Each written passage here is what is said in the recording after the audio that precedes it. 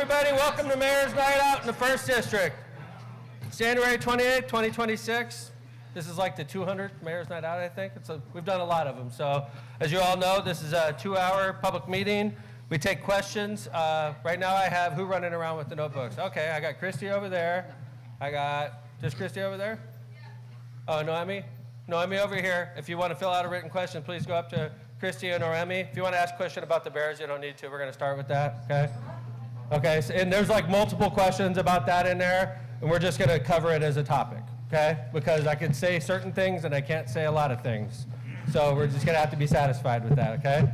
And then if you have other questions you want to ask, please go up to either Noemi or Christy, fill out a questionnaire, and we'll do our best. If I can't answer it, I'm surrounded by department heads, so I usually feel pretty smart when I'm up here surrounded by department heads. And before we get started, I wanted to inform everybody, unfortunately, Councilman Mark Kolwinski couldn't be here. He had a family emergency come up. I know his wife's Linda here. I appreciate Linda being here. Councilman was planning to make it, but something did come up last second, so we're just going to go ahead and jump into Mayor's Night Out. Starting off, as we normally do, this is Alex McCormick. Alex is the Constituent Services Coordinator, which is like if you have a complicated task, she's the one that we go to. If it requires multiple departments, she's usually the one we go to, and she follows it up like a lawyer would follow a case. So, but anyway, I already introduced you, Alex. Hello, good evening. I've got nothing. Alex, Constituent Services. Bob Vale, Building Department. Jack Smith, Sewer Maintenance. Mylon Krasinski, Sanitary District.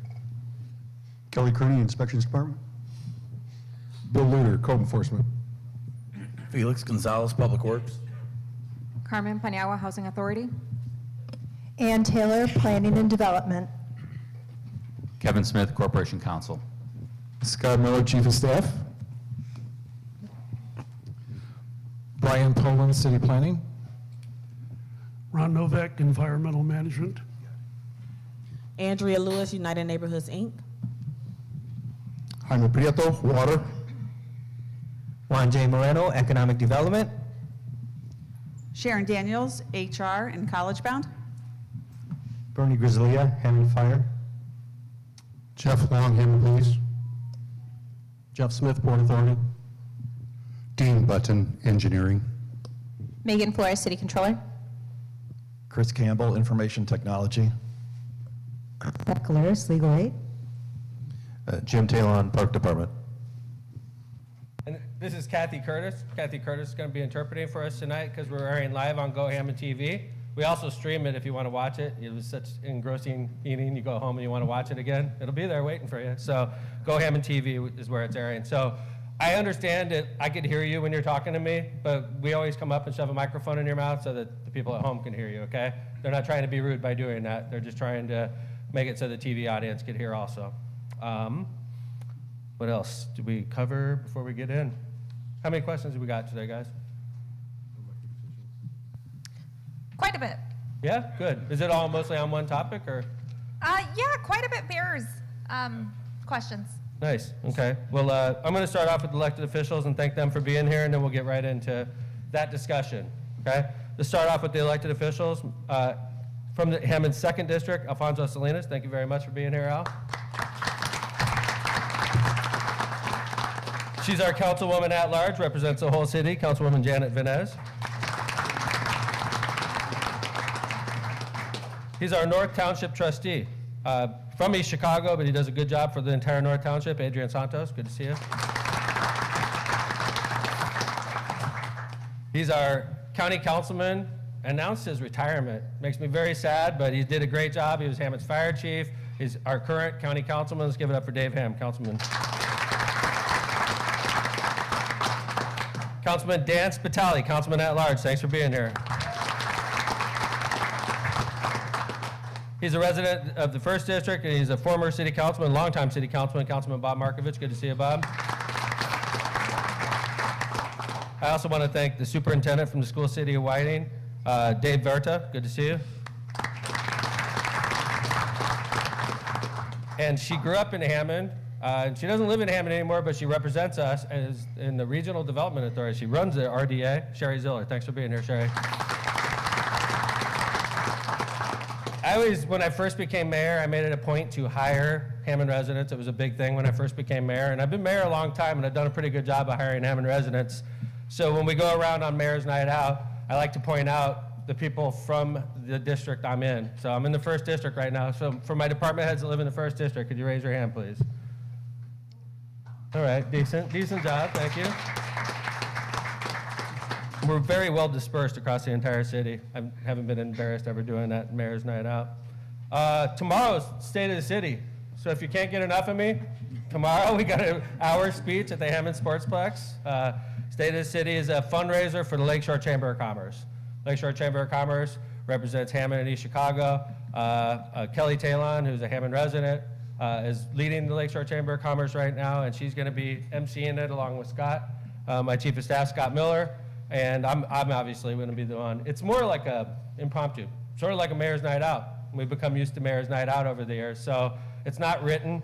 You'll go to a lot of elected officials, State of the City, and it's very tightly controlled. This one is not. You know, we laugh a lot, we make jokes, but this is an hour-long meeting. It's usually pretty popular. I think 450 people are coming tomorrow so far. So if you want to pack in, please stop by. Tomorrow at the Sportsplex. I start speaking at noon, but I think it starts at 11 o'clock. So that's tomorrow, State of the City. And I'm going to start off and say, the State of the City is strong. I really feel that way. Everybody's got challenges. I know our utility bills are high. You know, I know that utility is probably a touchy issue in this part of our city because I know North Hammond got hit real hard over the last couple of weeks with NIPSCO, and they're not anybody's favorite people right now. But overall, I have to tell you, from where I sit, Hammond's doing real well. We're on fire. People are routinely approaching us to open new businesses in our city. These are businesses that are like $20, $30 million businesses, sometimes even more of that. And this flirtation with the Chicago Bears, I don't know what it is. Everybody tells me I'm dumb. Mayor, it's never going to happen. What kind of mayor would I be if I took that attitude towards an economic development project? If the Bears were like, Mayor Tom, we want to move to Hammond. I'm like, you're not using me for leverage, buddy. Get the hell out of here. That's not who you want in City Hall, okay? It could be leverage. It could be. But I tell you what, the Bears are worth $8 billion, all right? And the employees for the Bears, the football players, are getting taxed to death along with the Bears. They're Illinois. And they may be flirting with us. They may be trying to get a better deal in Arlington Heights, but you can't beat the business deal Indiana gives them. You can't. They'll save. Thank you. I appreciate it. I think that's why the governor loves me right now. It's very unusual. I'm doing his job for him. I'm talking about what a great state we have and how much money they're going to save, and they just love me down in Indianapolis right now. But it's the truth, guys. If the Chicago Bears decide to move to Hammond, Indiana, they'll save billions of dollars over the life of that stadium. Billions of dollars. Multiple billions. Every year, just in government. Corruption. I don't want to say corruption. I don't want to say corruption. I don't want to say that about our neighbors. But they're just paying for government over there, and if they come over here, that goes away.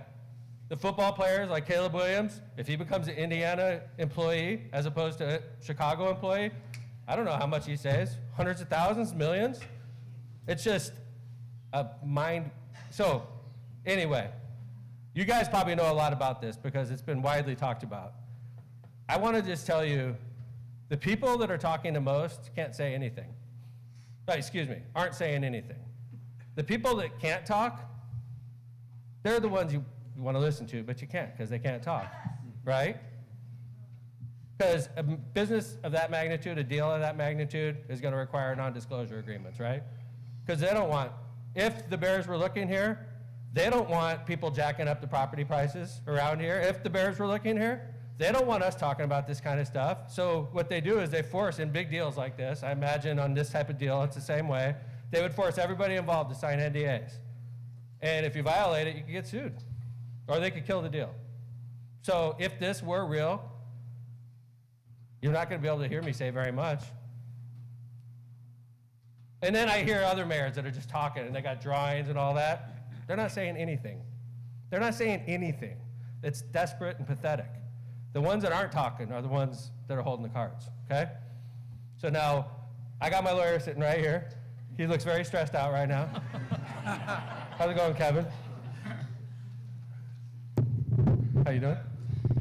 Just sitting here quiet, Mayor.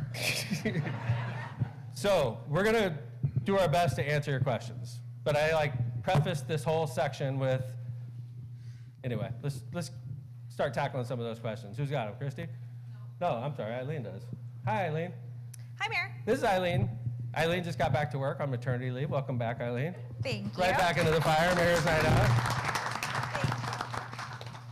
So first question, what do you think would benefit Hammond citizens, property owners more, data centers or the Bears Stadium? Bears Stadium. The Bears Stadium itself will be $2 billion, just the stadium. Probably more, being honest. And then everything around Bears Stadium, because what the Bears don't have right now, I went to a game a couple weeks ago, okay? And I parked about a mile from the stadium, and I walked in, and it was 0 degrees. I got to my seat, suffered through the game, walked right back to my car, and drove home, okay? The Bears got the ticket price out of me, just the face value. I maybe bought a drink or a hot dog there, okay? What the Bears want is the whole weekend. They want you to check into a hotel that they own, sort of like when you go to Wrigley. They want you to go downstairs to a bar that they own. Go down to the restaurant across the street that they own. Your steak, your appetizers, your drinks, everything goes to one place at the end of the day. The Bears. The Cubs did it in Wrigley. And we've all, well, some of us, the Southsiders probably don't, but you go up there, you're paying the Cubs at every stop. You're paying the Cubs to park. You're paying the Cubs to drink. You're paying the Cubs to eat. You go across the street to the game. You pay for the ticket. You buy all the stuff in there. They got you coming and going. That's what the Bears want. That's why they were talking about Arlington Park like this. They have the whole development planned out. This is what it would look like, Arlington Park. It's a whole experience. There's hotels, there's restaurants, there's retail, there's everything. The whole thing turns into Bearsville, basically, right? And they can't get it done in Illinois. The governor is talking about billionaires don't need handouts. The governor is a billionaire, ironically. And the legislature is talking about we're not bailing out the Bears. The Bears are fine. Well, the Bears don't think they're fine. City of Chicago wants them to pay $500 million for a stadium they don't even own. There's a lot of problems in Illinois, guys. So can they be playing us? Absolutely. Can they be Illinois enough to leave? That's the question, right? Can they be Illinois enough to leave? I think they can. I think they're Illinois. I think they're done. So anyway, I think the data centers are great, personally, especially in Hammond, because we locate them far away from you. Okay, and I understand they're more touchy in other places where they're building them closer to homes. In ours data center took the place of a dirty coal plant. It's not dirty, it's not loud, it's not harmful. Coal plants were harmful. So whatever replaced the dirty coal plant, it's an easy replacement, right? I think it's more controversial in other parts. But Bears Stadium, Hammond's worth about, Megan, $4 billion? Just shy, yes. 3.8. $4 billion, let's call it. The new Bearsville, if they chose Hammond, would double our assessed value. Double. We'd be an $8 billion city. What does that do to your house? Your house value goes up. Sold the property taxes. That's right, but so does your house value. Listen, sir, I'm not going to have you shouting out loud. That's not the way, that's good, okay? That's not the way it works. Yeah, your property value will go up and your assessment will trail it. Your 1% property tax will go up if your assessed value goes up. So your assessed value goes up $100,000, your property taxes go up $1,000. $100,000, your house appreciated, $1,000 you pay more a year. Sell the house, make $99,000. So anyway. Another question regarding the Bears, what type of traffic congestion will this bring to our area? Game day traffic. Let me tell you, if Hammond was chosen as the ultimate location, massive infrastructure upgrades would be required, which would require the state of Indiana's participation. Has to. Mayor Hammond can't get this job done. No way, no possible way. Mayor Gary can't get it done. No mayor has enough money available to get it done. The only way you can get this done is the governor working with you and the General Assembly working with you. So pay attention to what's going on. Senate Bill 27 just passed the Senate today. Senate Bill 27, a lot of people feel like that's going to be the bill that's going to fund the Bears Stadium. Passed the Senate today. I went down to the State House for the State of the State this year. Governor mentioned Mayor McDermott in the speech. We're not best friends. He said, we're going to get it done. We're going to bring the Bears. What does that mean? I don't know. Governor, he's the governor, though. If you have the governor on board, you could tap into the hundreds of millions of dollars of infrastructure that would be required. Hundreds of millions would be dumped into the infrastructure of Robertsdale if this happened. Hundreds of millions. It would blow your mind, the magnitude of the stuff they would have to do to make this happen. It would blow your mind. This area would not look the same. For the better. I love this area. I love it. All the assets we have would be highlighted with this, in my opinion. Yeah. Will any homes be, No. None. Zero. Homes. Zero. 0.0.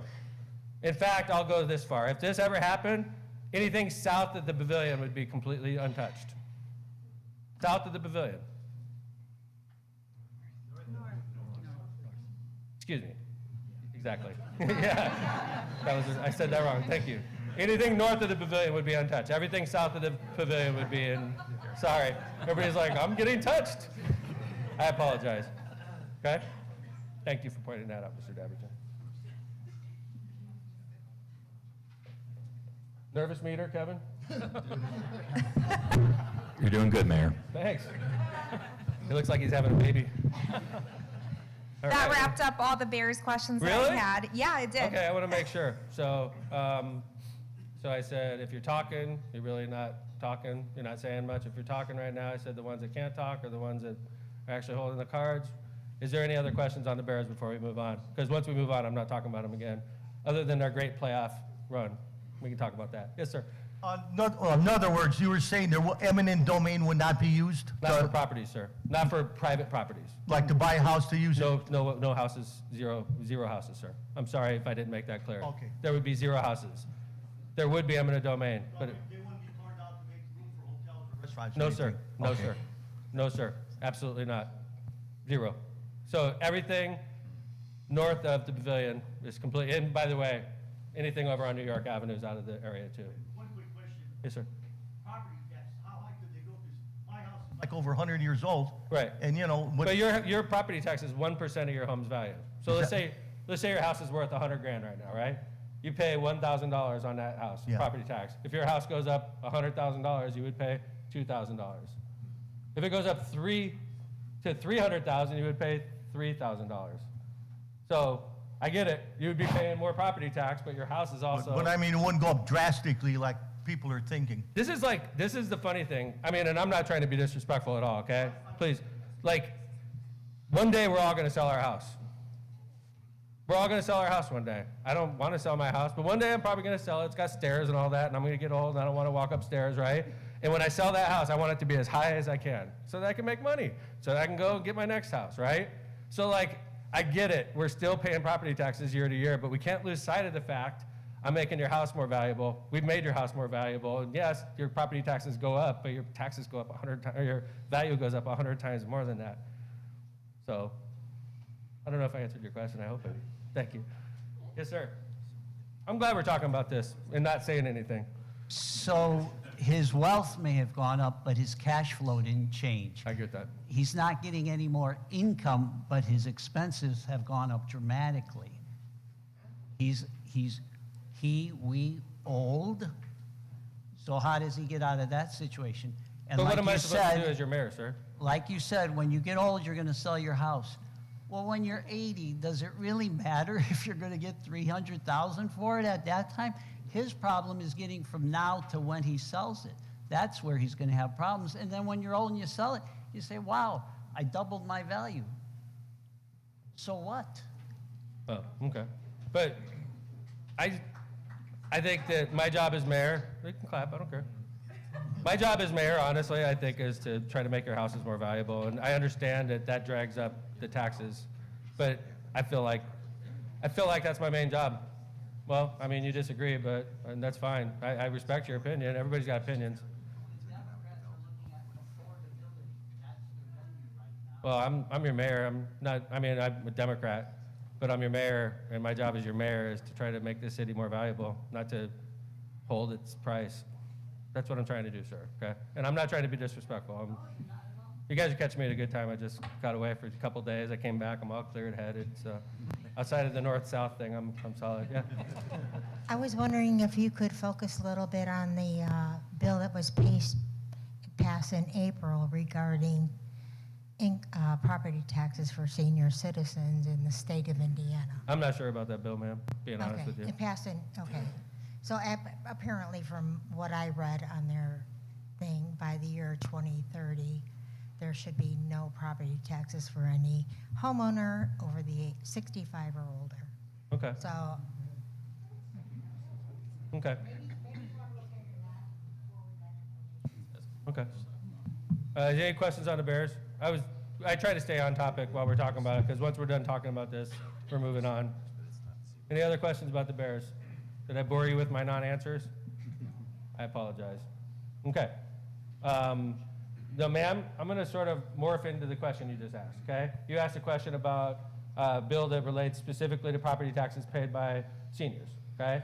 I do know that we have credits and we have programs in Hammond that gives our seniors that qualify $500, and I know that it's very badly needed. I get lovely letters from seniors that get that. I do want to point out there's another bill that passed, it's Senate Bill 1, it passed last year, and it's threatening the viability of your cities. And what it's going to do is it's going to give everybody in here a $300 property tax credit, which is wonderful. Everybody wants $300 off. But what it does is it forces the cities to pass income taxes to make up for the losses. Because, Megan, how much is the police department budget? Approximately. You don't need to be right on. I want to say it's about, $38.8 million for this year. And then the fire department budget? $25.7 million. And then how much did we, so 25 and 38, let's just call it, what, 75 million? Between those two departments, right? Yes. How much did we take in total property tax revenue last year? In total property tax revenue last year, I'd say about 107,000, or 107, 107 million. So 107 million, 75 million of it was eaten up through police and fire wages. That's pretty simplistic, right? Yes. So everybody loves police and fire, myself included, okay? We can't cut government so much that we can't afford to pay our bills. And that's what I feel the state did with SB 1. So what it's going to do, and I know Mr. Verda's in here from School City Whiting, school cities have horrible problems also from this bill. Is what it does is it forces your local municipality to pass an income tax to make up for the losses. We've never been able to pass an income tax. I've been your mayor for 20 years. We've been begging for tools like this for the years, and they've always said no. This year they said yes. So they slashed our budget. Hammond's going to lose $15 million. And we know it's coming. And then what they're saying is pass an income tax to make up for the losses.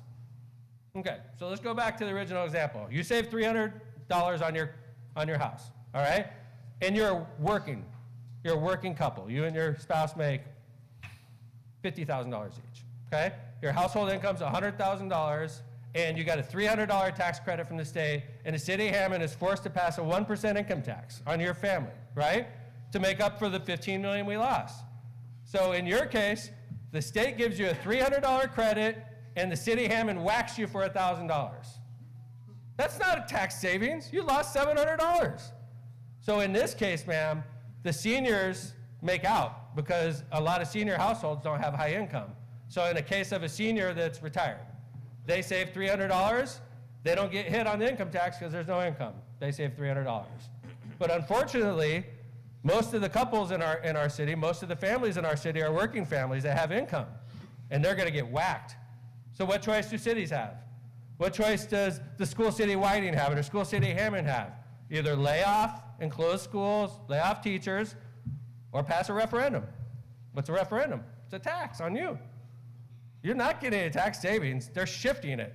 And if you're a working couple, if you got income in your house, you're going to get whacked. You lost money on this deal. So I'm not sure if I sort of morphed your question into that, ma'am, because we're all sort of dealing with that right now. So.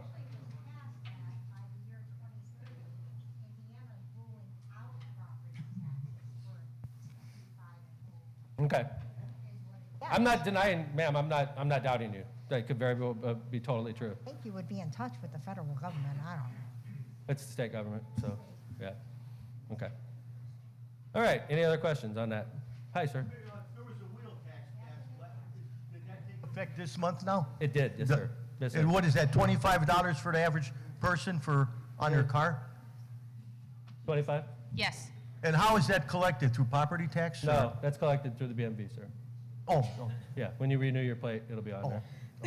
And that results in an extra $1 million a year to city engineering department, and they're using 100% of it to pave our roads.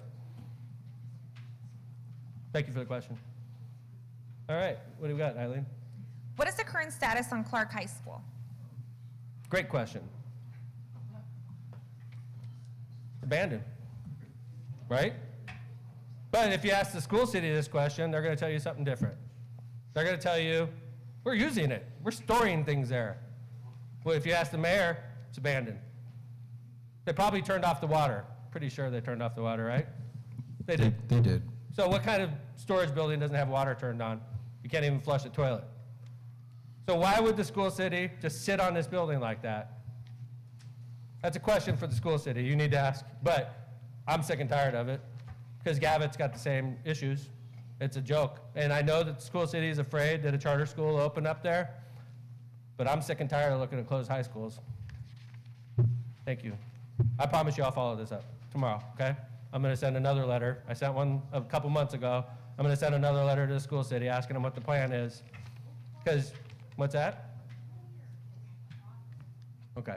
Any other follow-ups on that? Are any ranch-style, one-level homes coming to the Robertsdale area? What was that again? Any ranch, one-level style homes? I'm not sure in Clark Fields if there's a ranch in there. I'm not sure there is. Bernie, you know? Yeah, there are some ranch homes. There is? Yes. There's a couple ranches in Clark? Okay, look at that.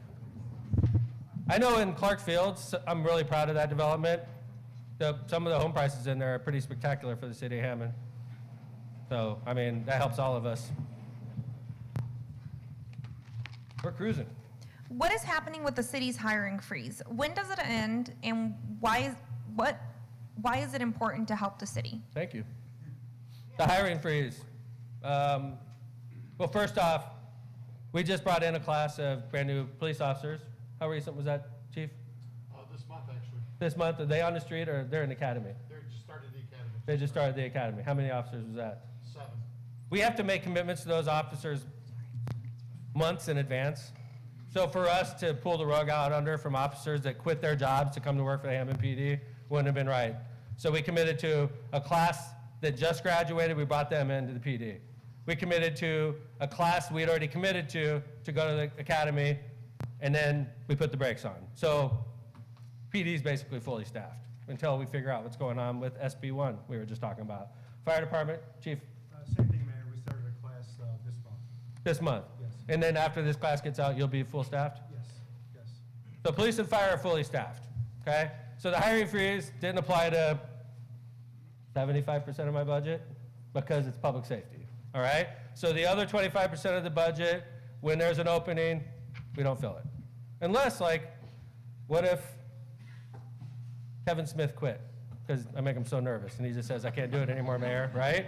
And then my corporate counsel is gone.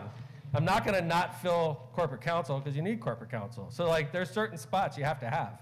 If they quit, it's not like, oh, sorry, hiring freeze, we have no corporate counsel.